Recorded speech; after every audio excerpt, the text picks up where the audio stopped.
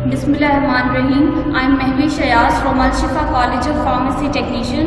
बच्चे आज हम चैप्टर नंबर 8 ब्लड डिस्कस कर रहे हैं। तो अपने प्रीवियस लेक्चर में मैंने डिस्कस किया red blood cells, white blood cells. Today my topic of discussion is platelets.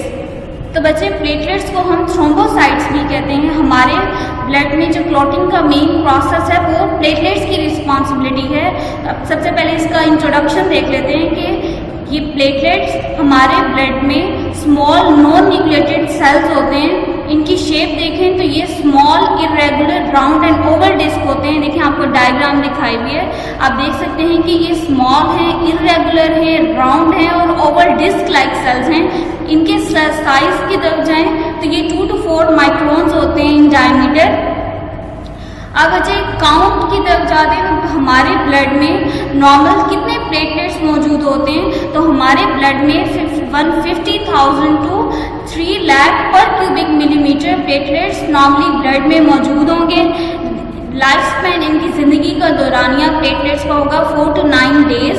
अब टाइप्स देखें कि प्लेटलेट्स की कितनी टाइप्स हैं। तो इसकी 2 टाइप्स हैं। एक है स्मॉल प्लेटलेट्स जिनको हम एक्टिव प्लेटलेट्स भी कहते हैं और लार्ज प्लेटलेट्स। ये 2 टाइप्स हैं। इसकी केमिस्ट्री कि प्लेटलेट्स में कौन कौन से कंपोनेंट्स प्रेजेंट होते हैं। तो प्लेटलेट्स में basically proteins, lipids, phospholipids, arachidonic acid मौजूद होते हैं। अब देखें फंक्शन ऑफ प्लेटलेट्स। जो प्लेटलेट्स हैं बेसिकली इनका फंक्शन होता है कि हीमोस्टेसिस। बच्चे हीमोस्टेसिस क्या है? Haemostasis is basically stopping of a flow of blood. Basically blood के फ्लो को स्टॉप कर देना, ये है प्लेटलेट्स का मेन फंक्शन। अब देखें जो हीमोस्टेसिस का प्रोसेस है उसमें कुछ इवेंट्स हैं। फर्स्ट है प्लेटलेट एडहेजन। अब देखिए एडहेजन क्या है? Platelet adhesion is adhesion of platelets to other structure. बच्चे प्लेटलेट्स का फिर्मली होल्ड कर देना अदर स्ट्रक्चर्स के साथ प्लेटलेट एडहेजन होता है। इसके अलावा क्लॉटिंग ऑफ ब्लड का क्लॉट कर देना, जम जाना। उसके बाद है प्लेटलेट एग्रीगेशन। प्लेटलेट एग्रीगेशन क्या होता है कि clumping together of platelets in blood. सारी प्लेटलेट्स एक जगह इकट्ठी हो जाएंगी और थ्रोम्बस फॉर्मेशन कर देना, ये इसका काम होगा। उसके बाद है प्लेटलेट रिलीज रिएक्शन। बच्चे प्लेटलेट रिलीज रिएक्शन क्या होता है कि प्लेटलेट बहुत सारे ऐसे फैक्टर्स को सिक्रीट करते हैं जो कि कोएगुलेशन में और वाउंड हीलिंग में हेल्प करेंगे, कि जख्म को भरने में हेल्प कर देंगे। उसके कुछ प्लेटलेट्स के कुछ अदर फंक्शंस हैं, जैसे कि platelets are necessary for maintenance of vascular integrity.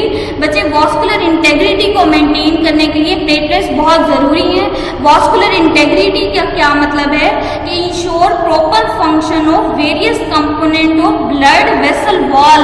बच्चे जो ब्लड वेसल्स की वॉल्स होती हैं उनके वेरियस कंपोनेंट को, उनके फंक्शन को जो प्रॉपर्ली मेंटेन करना है वो प्लेटलेट्स का काम है। उसके अलावा प्लेटलेट्स क्या करेंगी कि बहुत छोटी छोटी जो वास्कुलर इंजरीज हो जाती हैं, कोई भी वास्कुलर इंजरी हो जाती है तो उसको रिपेयर कर देती हैं। रिपेयर कैसे करेंगी कि ये फिर्मली होल्ड हो जाती है बेसमेंट मेम्ब्रेन के साथ। अब प्लेटलेट का काम क्या होगा कि ये ग्लाइकोप्रोटीन मुहैया करेगी और कोलेजन के साथ उसकी एडहेजन को मेंटेन करेगी। अब देखें प्लेटलेट्स का काम क्या होगा कि ये स्लाइटली फेगोसाइटिक एक्टिविटी भी शो करेगी कि कोई भी जर्म्स, कोई भी माइक्रोब्स, फॉरेन पार्टिकल्स बॉडी के अंदर एंटर होते हैं तो ये उसको इंगल्फ करके डिस्ट्रॉय कर देगी। बच्चे देखें अब नेक्स्ट पॉइंट है इंडिकेशन ऑफ प्लेटलेट ट्रांसफ्यूजन। अब देखिए उसमें कौन कौन से पॉइंट्स आ जाते हैं कि ब्लीडिंग एंड थ्रोम्बोसाइटोपेनिया के प्लेटलेट की ट्रांसफ्यूजन की इंडिकेशन कौन कौन सी हैं। पहला है ब्लीडिंग, कि ब्लीडिंग स्टार्ट हो जाती है। थ्रोम्बोसाइटोपेनिया हो जाएगा।